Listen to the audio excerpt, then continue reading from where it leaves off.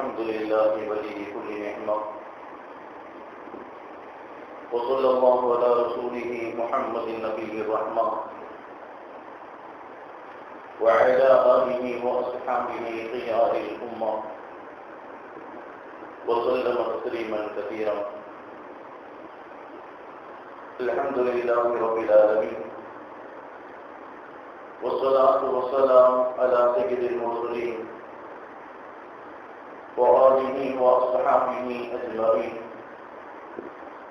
أما بعد، فقد قال الله تعالى في كلامه الأعلى أحكم التنزيل: أعوذ بالله من الشيطان الرجيم، بسم الله الرحمن الرحيم. يا أيها الذين آمنوا اتقوا الله حق تقاته ولا تموتن إلا وأنتم مسلمون. وقال الله تعالى أيضا: كل نفس ذائقة الموت.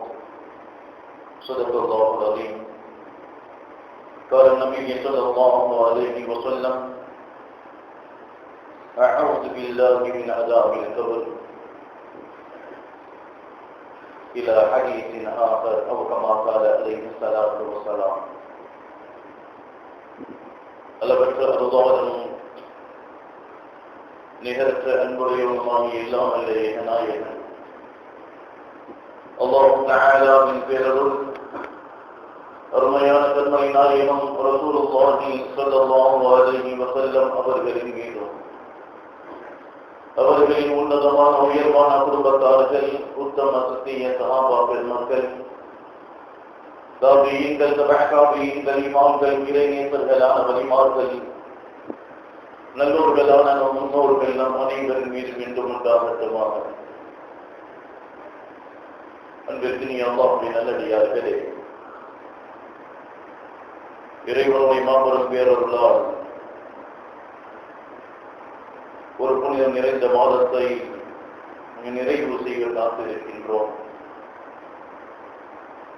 அல்லாஹ்வினுடைய மாபெரும் கிருபையால் 1442 ஹிஜ்ரியினுடைய நிறைவில் இறுதி மாதத்தில் அல்லாஹ்வினுடைய மாபெரும் பேரருளால் 1443 புது வருடத்தை, முஹர்ரம் மாதத்தை எதிர்நோக்கி அல்லாஹ்வினுடைய இல்லத்தில் நாம் அமர்ந்திருக்கின்றோம்.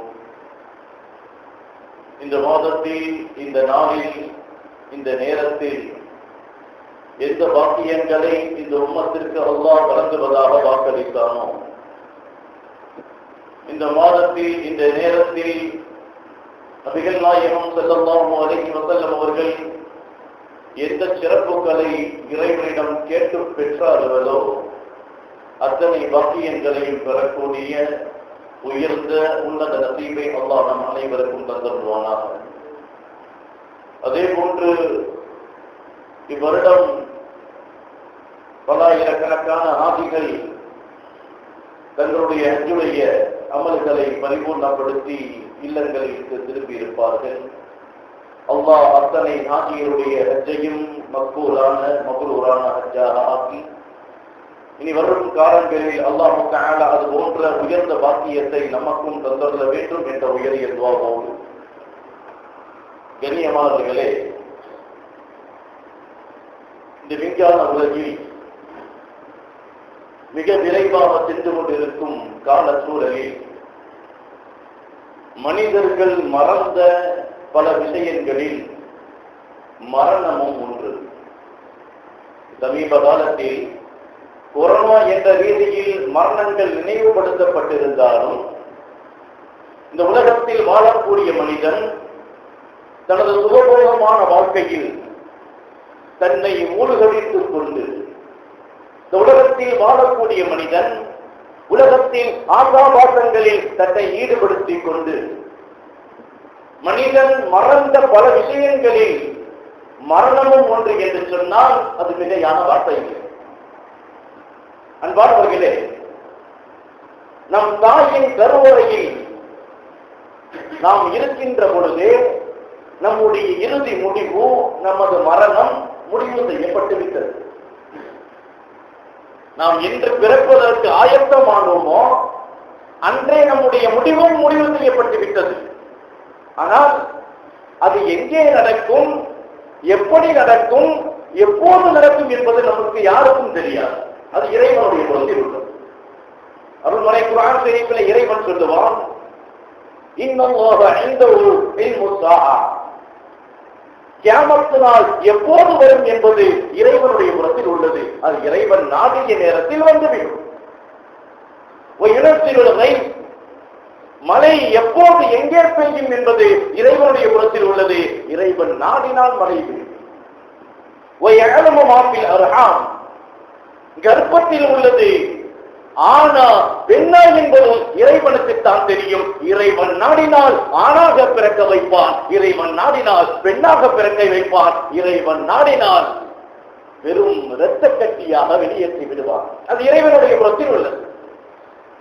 அதே போன்று அல்லாஹ் சொல்லுவான், ஒமா தத்ரி நஃப்சுன் பிஐயி அர்தின்,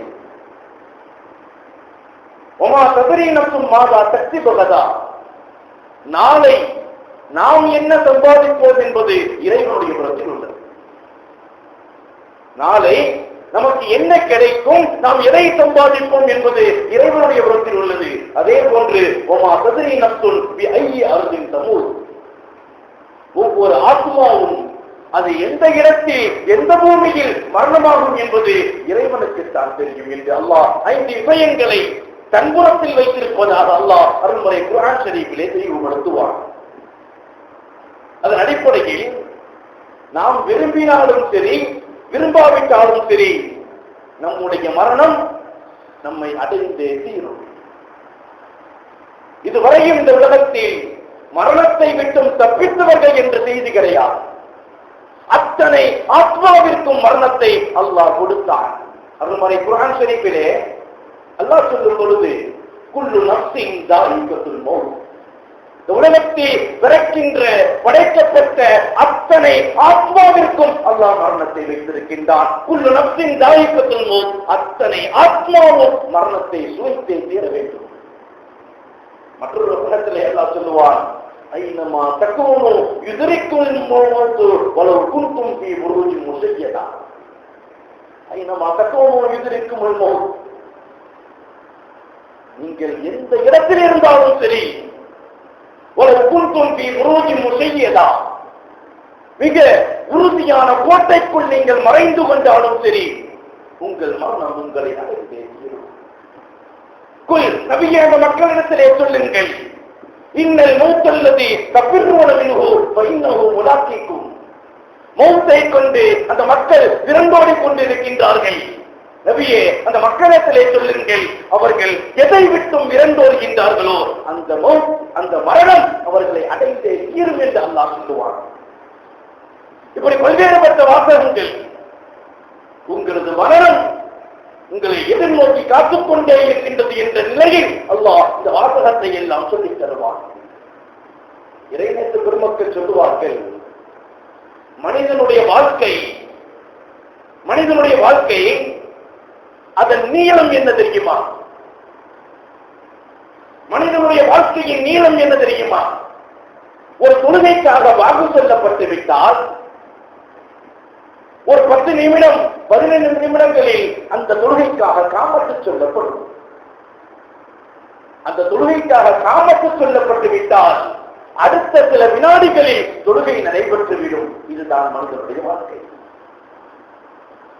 மனிதனுடைய வாழ்க்கையின் நீளம் என்ன? ஒரு மனிதன் பிறந்து விட்டால் அவனது வலது காலில் வாங்கும், இடது காலில் காமத்தும் சொல்லப்பட்டுவிடும். மனிதன் பிறந்த அன்றே அவனது வலது காதில் வாங்கும், இடது காதில் காமத்தும் சொல்லப்பட்டுவிடும். காமத்து சொல்லப்பட்டு விட்டால் சிறு வினாடிகளில் தொழுகை நடைபெற்றுவிடும். நமக்கான ஜனாசாவுடைய தொழுகை,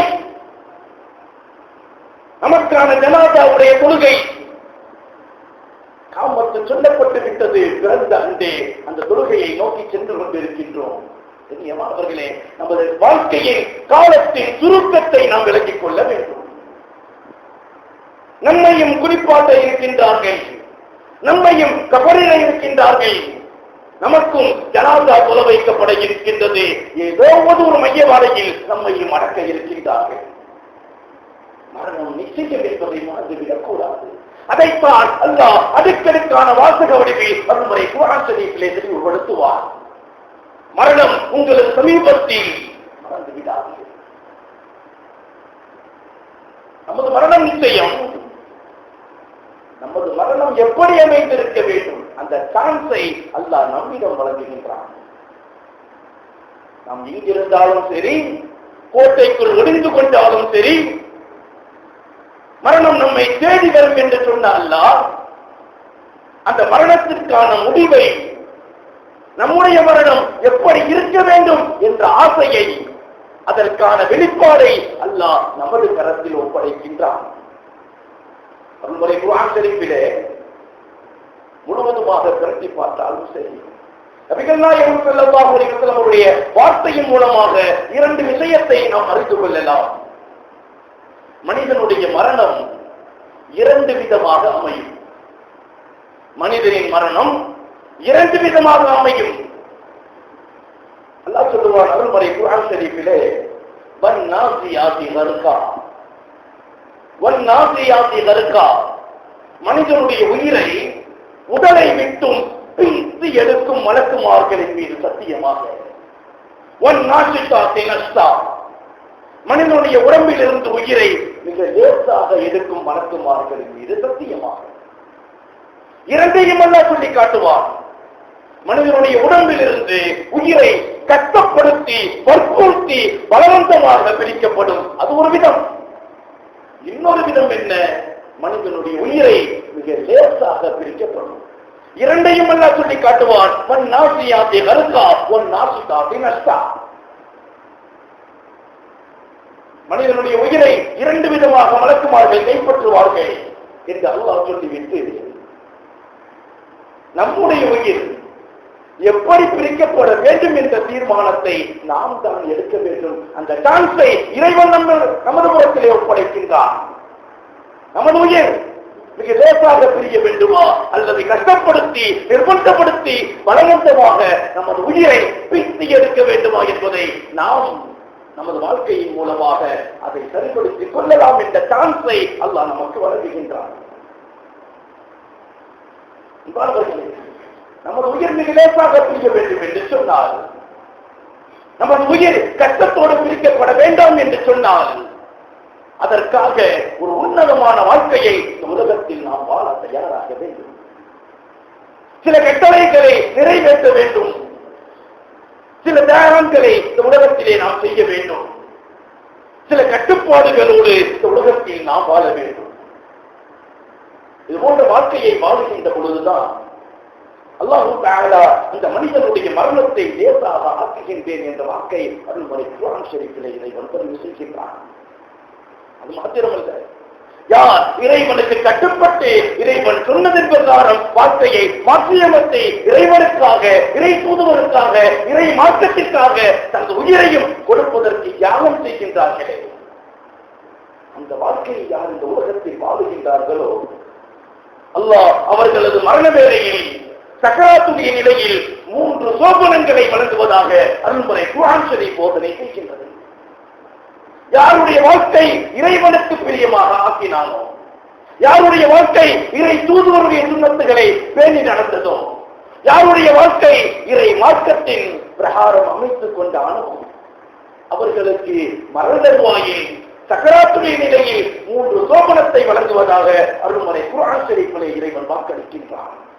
முதலாவது சோபனம் அல்லாஹ் சொல்லுவார், இன்னல்லதீன காலு ரப்புனல்லாஹ் ثم استقاموا تتنزل عليهم الملائكة ألا تخافوا ولا تحزنوا وأبشروا بالجنة التي كنتم توعدون. இந்த மனிதன் சக்கராத்துடைய நிலையில் படுத்திருக்கும் பொழுது, யார் இந்த உலகத்தில் இறைவன் என்னுடையது, என்னை படைத்தவன் என்று உறுதியாக நம்பி இறை மார்க்கத்தை ஏற்றுக்கொண்டு இறைவன் கட்டளையின் பிரகாரம் வாழ்க்கையை அமைத்துக் கொண்டானோ, அவன் உயிர் பிரியும் தருவாயில் சக்கராத்துடைய நிலையில் மலக்குமார்கள் இறங்குவார்கள் சொல்லுகின்றான். அந்த வாசகத்தை மற்ற மலக்குமார்கள் அந்த உயிர் பிரியும் தருவாயில் கிடக்கின்ற மனிதர்கள் சொல்லுவார்களாம், نحن أولياؤكم في الحياة الدنيا وفي الآخرة ولكم فيها ما تشتهي أنفسكم ولكم فيها ما تدعون. நீங்கள் கவலைப்பட வேண்டாம். நீங்கள் விட்டு செல்கின்ற உலகத்தை தொட்டும் நீங்கள் கவலைப்பட வேண்டாம். உங்களை எதிர்நோக்கி இருக்கும் மறுமையை கொண்டும் நீங்கள் கவலைப்பட வேண்டாம். உலகத்திலும் சரி, கபரிலும் சரி, நாளை மறுமையும் சரி, உங்களுக்கு தோழனாக நாங்கள் இருப்போம் என்று சொல்லுவார்கள் மலக்குமார்கள்.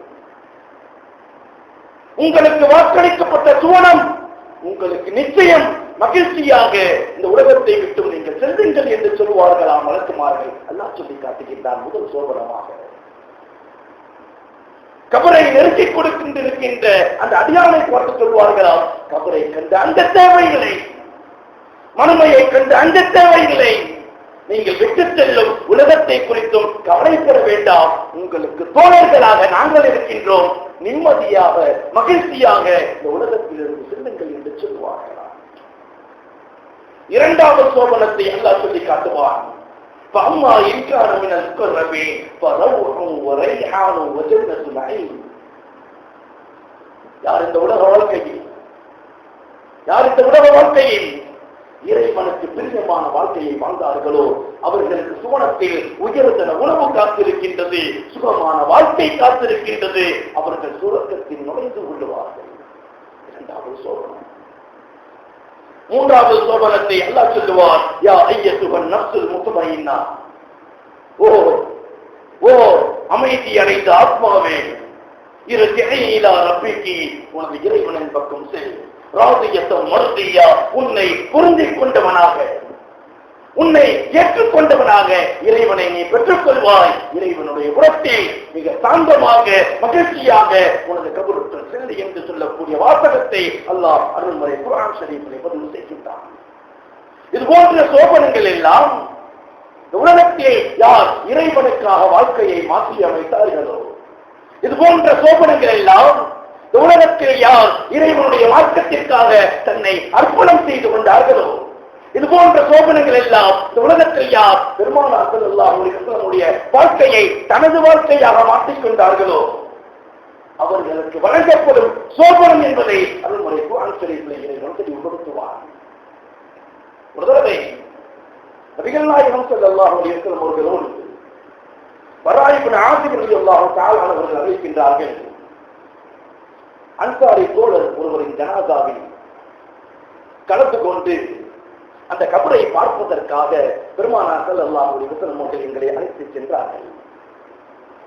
அழைத்துச் சென்ற பெருமானார் ஸல்லல்லாஹு அலைஹி வஸல்லம் அவர்கள் அந்த கபரை பார்த்து கபருக்குள் இறங்கினார்கள். இறங்கிவிட்டு அந்த கபரை சிறிது குச்சியை கொண்டு சரிபடுத்தினார்கள். நாங்கள் எல்லாம் கபரை சுற்றி அமர்ந்து பெருமானார் ஸல்லல்லாஹு அலைஹி வஸல்லம் அவர்கள் செய்து கொண்டிருப்பதை பார்த்துக் கொண்டே இருக்கின்றோம். கபரை சரிபடுத்திக் கொண்டிருந்த பெருமானார் ஸல்லல்லாஹு அலைஹி வஸல்லம் அவர்கள் திடீரென்று உயர்த்தி எங்களை பார்த்தார்கள்.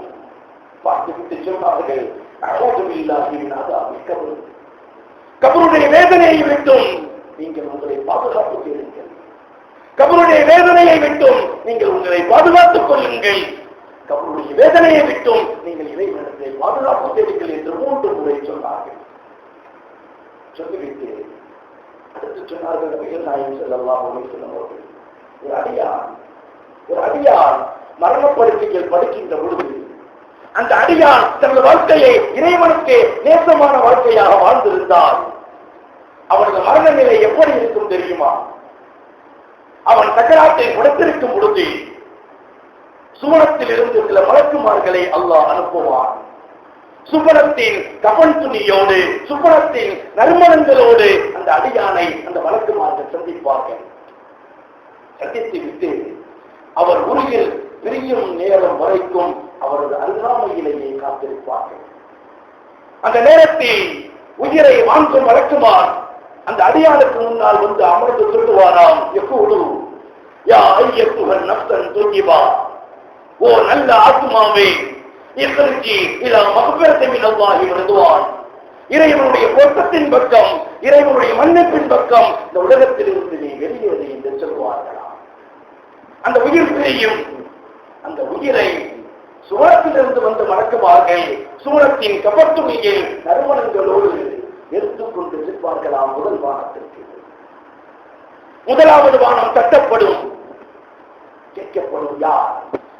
இன்னாருடைய மகன் இன்னார். இந்த உலகத்தில் இறைவனுக்காக வாழ்ந்தவர், இந்த உலகத்தில் இறை கட்டளையை பின்பற்றி வாழ்ந்தவர், இந்த உலகத்தில் இறைவனுடைய போதனையை, இறை தூதரின் போதனையை ஏற்று வாழ்ந்தவர் என்று சொல்லிய பொழுது அவருக்காக வானத்தின் முதலாவது வானத்தின் கதவு திறக்கப்படும். அத்தனை மலக்குமார்களின் தக்பீரோடு அத்தனை மலக்குமார்கள் பின்தொடர்ந்து இரண்டாவது வானம், மூன்றாவது வானம், நான்காவது வானம், அடுக்கடுக்கான வானத்தை கடந்து இறுதியாக இறைவனை அந்த ரூல் சந்திக்கும். அல்லாஹ் சொல்லுவானா, மலக்குமார்களே, என் அடியானுடைய வாழ்க்கையின் செயல்பாடுகளை இல்லையே நல்லடியார்களின் செயல்பாடுகள் பதிவு செய்யும் பதிவிலே பதிவிட்டு விட்டு மீண்டும் அந்த நல்ல ரூலை அவர் கபரிலேயே விட்டு விடுகிற விசாரணைக்காக கியாமத்து வரைக்கும் அவர் ரூலை அவர் கபரிலேயே விட்டு விடுங்கள். அதற்கு முன்னால் அவரது செயல்பாடுகளை நல்லோர்களின் பட்டியலிலே எழுதிவிடுங்கள் என்று அல்லாஹ் சொல்லுவானா.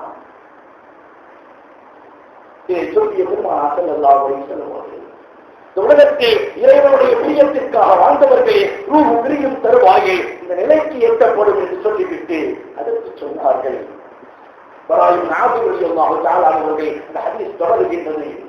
யார் இந்த உலகத்தில் மனோவீச்சையை பின்பற்றி வாழ்ந்தானோ, இறைவனின் கட்டளையை மறந்து வாழ்ந்தானோ, இறை தூதரின் கட்டளைகளுக்கு சுன்னத்துகளை புறக்கணித்தானோ, அவன் மரண தருவாயில் சில மலக்குமார்கள் வருவார்கள். மிக கருமையான நிறமுடைய மலக்குமார்களாக இருப்பார்கள். பெரும் கம்பளி துணியை கையில் வைத்தவர்களாக அமர்ந்திருப்பார்கள். அவர்கள் உயிர் பிரியும் தருவாயில் உயிரை பறிக்கக்கூடிய மலக்குமார் வருவார். எப்போது ஒருவர் சொல்லுவார், யா ஐயத்துவன் நப்சுல் ஹபீஸா, ஓ கெட்ட ஆத்மாவே, இக்ரிஜி இலா ஷக்தில்லாஹி மின் கலப், இறைவனுடைய கோபத்தின் பக்கம், இறைவனுடைய நிராசையின் பக்கம் நீ இங்கிருந்து வெளியேறு என்று சொல்லுவார்களா. அந்த உயிர் பிரியும் நேரத்தை பெருமானார் சொன்னார்கள். முள் வேலையில் நனைக்கப்பட்ட கம்பளி துணியை போட்டு இழுத்தால் எவ்வளவு கொடுமையான நிலைக்கு வரும், அந்த நிலையில் அந்த உயிர் பிரியும் என்று சொன்னார்கள் நபிகள் நாயகம் ஸல்லல்லாஹு அலைஹி வஸல்லம். அந்த உயிரை அந்த கம்பளியில் எடுத்த அந்த கருமையான மலக்குமார்கள் வானத்தை தட்டுவார்களாம். வானம் திறக்கப்படாது, வானம் திறக்கப்படாது. அல்லாஹ் சொல்லுவானாம், என் அடியார்களே, என் அடியார்களே, அந்த ரூஹை சிஜ்ஜீன் என்ற நரகத்திற்கு பக்கம் எரியுங்கள் என்று சொல்லுவானாம். அன்பானவர்களே, யோசனை செய்ய வேண்டும். நாம் தான் முடிவெடுக்க வேண்டும். நமது உயிர் இந்த உலகத்தை விட்டு பிரிக்கும் பொழுது லேசாக பிரிய வேண்டுமா அல்லது கஷ்டத்தோடு பிரிய வேண்டுமா என்பதை நாம் தான் முடிவெடுக்க வேண்டும். இந்த உலகத்தில் நாம் சரியான நிலையில் வாழும் பொழுது அல்லாஹ் அதற்கான வெகுமதியை நமக்கு தருவான் என்பதாக பெருமானார் ஸல்லல்லாஹு அலைஹி வஸல்லம் சொன்னார்கள். ஒரு 5 கடமைகள், அந்த 5 கடமைகளை முழுமையாக நிறைவேற்றுகின்ற பொழுது அல்லாஹ் நமது உயிரை இந்த உலகத்தை விட்டும் லேசாக எடுத்துச் செல்கின்றான். முதலாவது கடமை, நமது மௌத்துக்கு முன்னால் அத்தனை பாவங்களும் மன்னிக்கப்பட வேண்டும் என்ற நிலைக்கு நாம் கொண்டு வர வேண்டும். இறைவனுடைய மன்னிப்பை முழுமையாக பெற்றுவிட்டு இந்த உலகத்திலிருந்து மரணமாக வேண்டும். ஏனென்று சொன்னால் மரண தருவாயில் யாருடைய மன்னிப்பையும் அல்லாஹ் ஏற்றுக்கொள்வது கிடையாது. சக்கராத்துடைய நிலை வந்துவிட்டால் وليست التوبة للذين يعملون السيئات حتى إذا حضر أحدهم الموت قال إني تبت الآن وللذين يموتون وهم كفار. சக்கராத்துடைய நிலை வந்துவிட்டால் யாருடைய தௌபாவையும் இறைவன் ஏற்றுக்கொள்வதற்கு தயாராக இல்லை. எனவே இறைவன் நமக்கு சக்கராத்தை தருவதற்கு முன்பு இறைவனுடைய பாவ மன்னிப்பை பெற்றுக் கொள்ள வேண்டும். இரண்டாவது, இறைவனுடைய பாதையில் நம்மால் முடிந்த அளவிற்கு தான தர்மங்களை செய்து கொண்டே இருக்க வேண்டும். அதிகமான தான தர்மங்கள், இறைவன் வழங்கிய அமாந்தமான செல்வத்தை இறைவனுடைய பாதையை நாம் செலவழித்தோம் என்று சொன்னால் நம்முடைய சக்கராத்துடைய வேதனையை இறைவன் லேசாக ஆக்குவதாக அருள்முறை குர்ஆன் ஷரீஃப் போதனை செய்கின்றது. மூன்றாவது கடமை, மௌத்துக்கு முன்னால் அத்தனை சாலிஹான நல்லவர்களை இந்த உலகத்தில் செய்துவிட வேண்டும். மரணம் வந்துவிட்டால் எந்த அமலும் நம்மால் செய்ய முடியாது. அல்லாஹ் சொல்லுவார், ஹத்தா இதா ஜாஅ அஹதகுமுல் மௌத், உங்களில் ஒருவருக்கு மௌத் வந்துவிட்டால் எந்த அமலும் உங்களால் செய்ய முடியாது. அவர் சொல்லுவாராம், மரணித்ததற்கு பிறகு கால ரப்பிர்ஜிஊன், என் இறைவா உலகத்திற்கு என்னை திரும்ப அனுப்பு, லஅல்லி அமல் சாலிஹா, நான் அதிகமான நல்லவர்கள் செய்கின்றேன் என்று சொல்வார்களாம். ஒருபோதும் அந்த தவணையை யாருக்கும் இறைவன் கொடுப்பதில்லை. உலகத்தில் மரணம் வருவதற்கு முன்பு நல்லவர்களை செய்து கொள்ள வேண்டும். அவர்களுக்கு அல்லாஹ் சக்கராத்துடைய நிலையை லேசாக ஆக்குவதாக மார்க்கம் நமக்கு போதனை செய்கின்றது. அதே போன்று 4வது கடமை, மௌத்துக்கு முன்னால் இறைவன் நம்மிடம் கொடுத்த இந்த உலகத்தில் நாம் பெற்ற பொறுப்புகளை முழுமையாக நிறைவேற்றிவிட வேண்டும். அல்லாஹ் சொல்வார், இன்னல்லாஹ யஅமுருக்கும் அன் துவத்துல் அமானத லிஅஹ்லிஹா, உங்களுக்கு ஒரு பொறுப்பு இருந்தது என்று சொன்னால், அல்லது அனாதைகளின் சொத்து உங்களை பராமரிப்பில் இருந்தது என்று சொன்னால், அதை நீங்கள் அவர்களிடம் ஒப்படைக்காமல் மரணமடைந்து விடாதீர்கள். அனாதைகளின் சொத்தை அபகரித்து விட்டு ஒரு பொறுப்பை நிறைவேற்றாமல் இந்த உலகத்தை விட்டு நாம் பிரிந்தோம் என்று சொன்னால் நமது இறுதி நிலை மிக கடுமையாக இருக்கும் என்பதை பார்க்க நமக்கு போதனை செய்கின்றது. அதே போன்று 5வது கடமை, மௌத்துக்கு முன்னால் நம்மால் யாரேனும் ஒருவர் பாதிக்கப்பட்டிருந்தால், யாருக்காவது அநீதம் செய்திருந்தால் அவர்களிடத்தில் மன்னிப்பு கோராமல் இந்த உலகத்தை விட்டு நாம் பிரிந்துவிடக் கூடாது. அப்படி அவர்களுடைய அநியாயம் செய்த நிலையில் இந்த உலகத்தை விட்டு நாம் மரணிப்போம் என்று சொன்னால் நம்முடைய இறுதி நிலை மிக மோசமாக இருக்கும். அல்லாஹ் நம்மை பாதுகாக்க வேண்டும். நபிகள் நாயகம் ஸல்லல்லாஹு அலைஹி வஸல்லம் அவர்கள் எதை இந்த மார்க்கமாக நமக்கு போதனை செய்தார்களோ, அல்லாஹ் தஆலா அருள்மறை குர்ஆன் ஷரீஃபிலே எந்த கட்டளைகளை நடக்க வேண்டும் என்று நமக்கு கட்டளையிட்டானோ அத்தனை வாக்கியங்களையும் முழுமையாக நிறைவுபடுத்தி இந்த உலகத்தை விட்டும் சலாமத்தான முறையில் செல்லக்கூடிய நசீபை அல்லாஹ் நம் அனைவருக்கும் தந்தருவானாக. பெருமானார் ஸல்லல்லாஹு அலைஹி வஸல்லம் அவர்கள் சொன்னார்கள், தூபா லிமன் வஜத ஃபீ ஸஹீஃபத்திஹி இஸ்திக்பாரன் கஸீரா, யார் நாளை மறுமையில் தன்னுடைய நன்மை தீமை ஏடுகளில் அதிகம் தௌபா செய்தவர்களாக இறைவனிடத்திலே பாவ மன்னிப்பை தனது வலது கரத்தில் பெற்றுக் கொள்கின்றார்களோ அவர்களுக்கு சுபசோபனம் என்று சொன்னார்களே, அப்படிப்பட்ட உயர்ந்த உன்னத நசீபை பெறக்கூடிய நன்மக்களாக அல்லாஹ் நம் அனைவரையும் ஆக்கியருள்வானாக. வஆகிர் தஅவானா அல்ஹம்துலில்லாஹி ரப்பில் ஆலமீன். அஸ்ஸலாமு அலைக்கும் வரஹ்மத்துல்லாஹி தஆலா வபரகாத்துஹு.